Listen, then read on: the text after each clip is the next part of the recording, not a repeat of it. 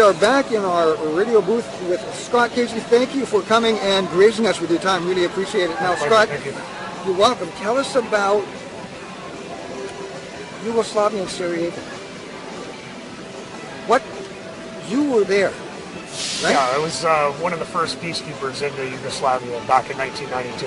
So step me through that. What happened? Like, what was the process? What did you go through? You were a driver? Well, I was an infantryman, but because the infantry is tasked with a great spectrum of different jobs, we're able to adapt to any situation that's in front of us. So the way the trucking end of it came into play, we were delivering humanitarian aid on from the Sarajevo airport into the city, and the locals that were running the aid trucks, they quit doing it because a few of them had been killed, so nobody would drive the trucks anymore. So they came to us and they asked, does anybody know how to drive truck? And normally in the military you don't volunteer for anything. But under the situation, we knew that it was real time, so a few of us put our hands up and they took us out. We did one loop around the airfield just to show that we could actually drive the trucks. We loaded them up with humanitarian aid, and away we went into the city. We kind of knew what we were getting into, but we weren't 100% still at that point until the bullets started flying.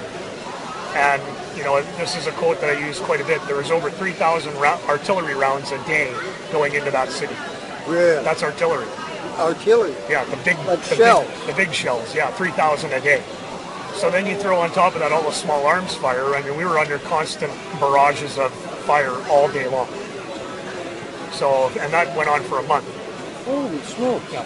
So was it armored vehicles or? No, these are just regular soft skin. You're kidding me. Yeah, same as a Kenworth or a Peterbilt. These are actually Volvo and Scania European trucks, Cavaliers.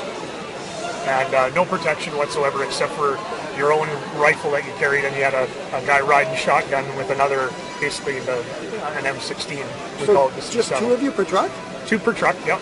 And then in between, at the head of the convoy, there would be an M113 armored personnel carrier with troops in the back and a 50 caliber machine gun on it. Oh, okay. So and then there'd be two trucks and then another APC and then two trucks and another APC. Oh, okay. So we had convoy security from our own guys. Yeah, but you had nothing for skin on the truck. Yeah, nothing. Well, so yeah, I've got I have photographs, that I've kept where there's bullet holes through the truck under my legs. The windshield is shattered in 5-6 different spots, and it was crazy.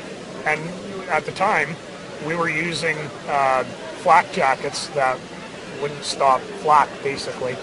It was just a lot of smoke and mirrors by the government to give us something that looked like it was protecting us. So it gave you the impression. Impression of safety. Yeah.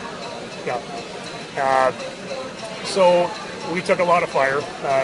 Nobody got killed, which is miraculous. To this day, it's still it's miraculous. We can't believe that nobody got killed. At least 25 guys got shot, but they were rounds that were out of trajectory. They were just tumbling, and it was basically like getting hit by a baseball. So no kidding. Yeah, just lucky.